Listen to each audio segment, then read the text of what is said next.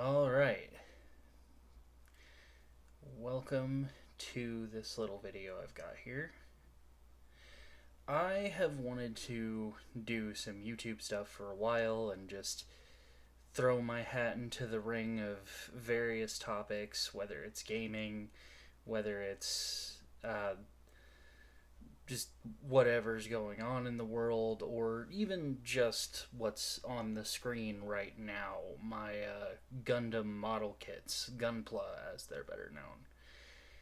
I have been especially wanting to do some stuff about Gunpla more than anything else. It's a hobby that I got into about about a year or two ago.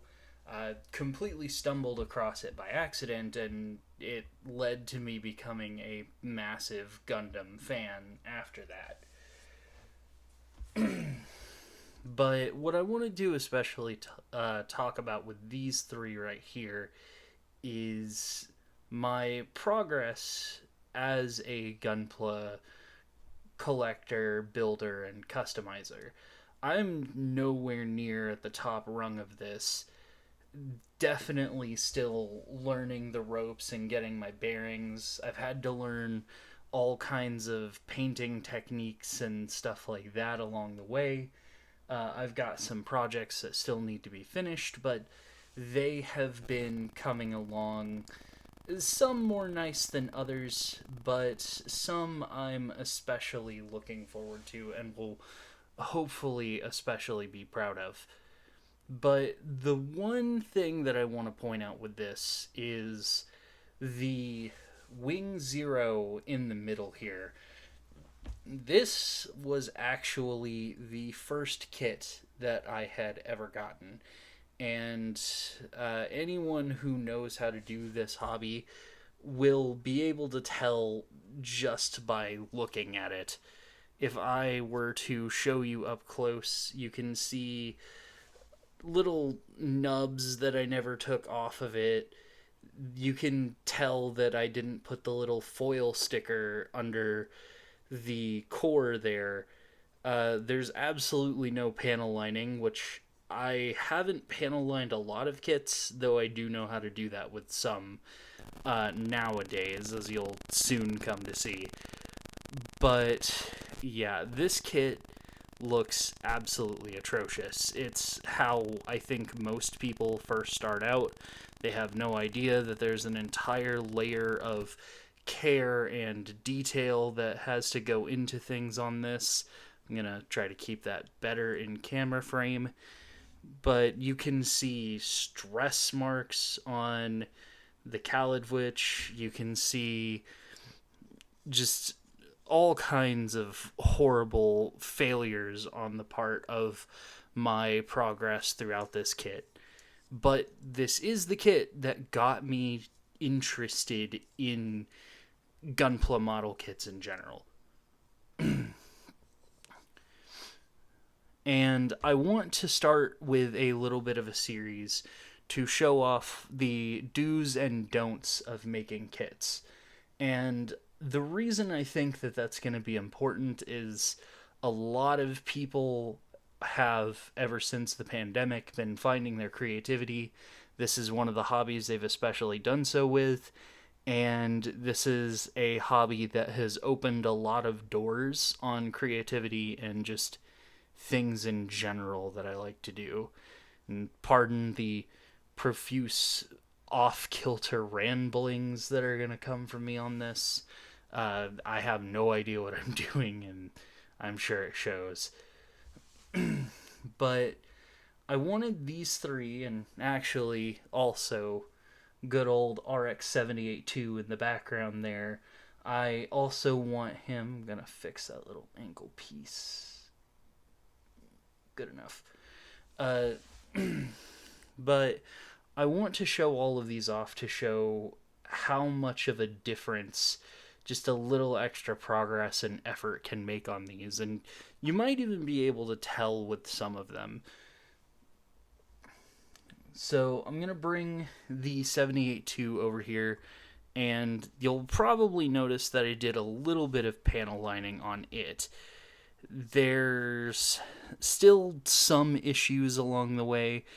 Uh, I went a little overboard on the gap cleanup on the helmet, though it's not as easy to see on the camera. It ended up sanding down some of the guns on the head. The There are some parts that I completely missed, such as the back of the knees there, if I can get it to focus. There we go. Uh, where I didn't realize I needed to do a little more gap cleanup and other similar things. You could probably tell that the torso is matte coated, but nothing else is. This is still bare plastic.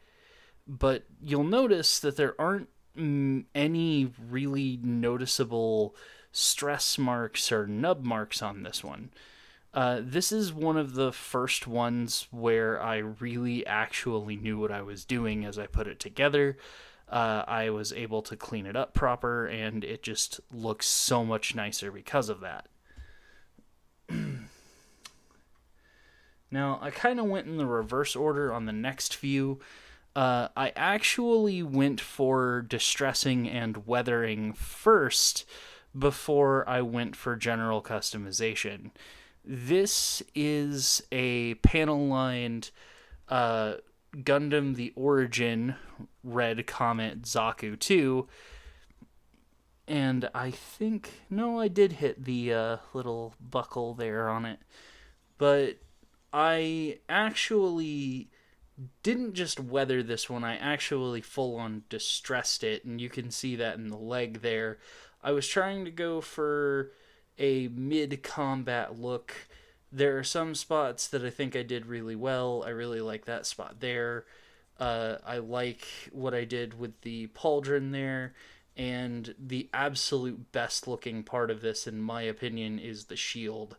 Just isolate the shield by itself, and it looks absolutely fantastic. There are spots where I'm not so proud, though. The leg here, I wanted a nice little gash. You can actually see that it cuts all the way through.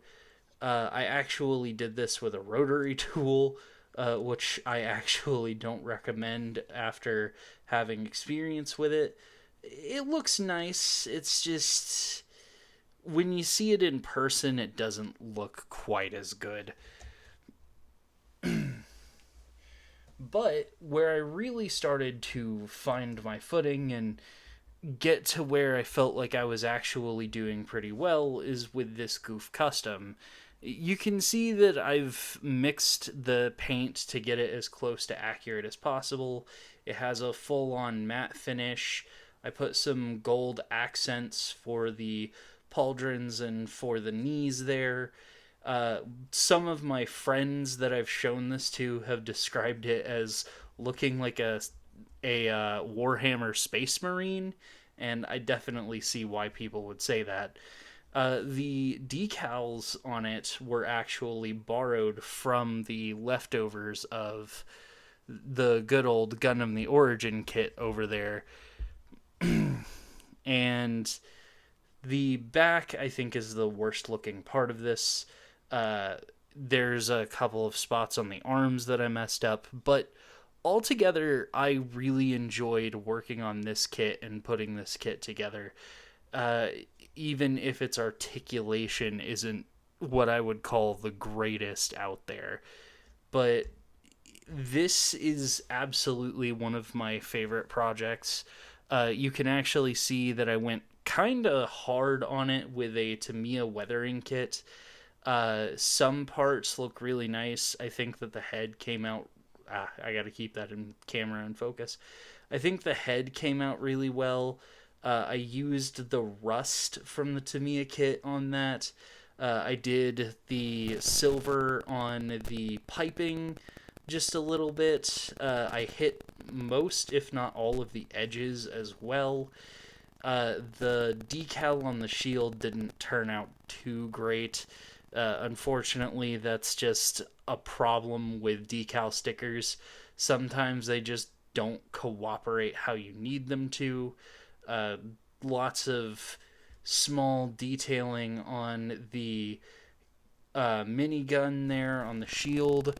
I could take that off, though it'd be a bit of a hassle to show off the tri-barrel gun underneath, but altogether, this is, I think, the absolute best I've done with a kit so far, and would love to make more kits that look better than that one does, honestly. Oh, yeah, this one's not the most stable in terms of footing. The shield and everything makes it very awkward and clunky when it comes to trying to set it up right and getting it to pose.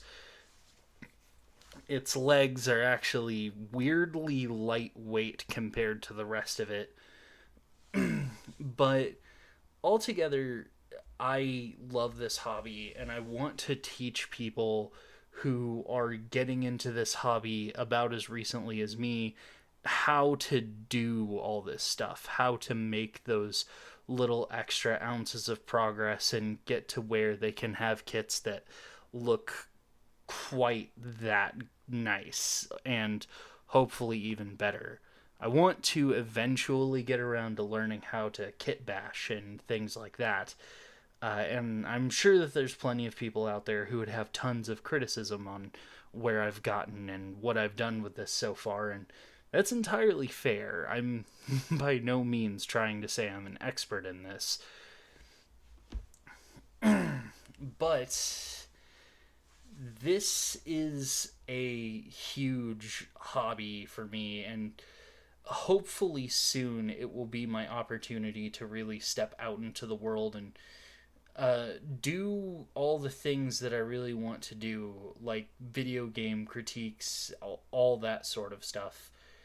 This isn't the most efficient way to do that, I guess, but what can you really do in this day and age? But hopefully, I will get at least a few people in on the journey along the way here and just really make for a better experience for somebody out there. So I guess that's all for this one. Thank you if you happen to be one of the few random people that might ever stumble upon this, and you have a great day.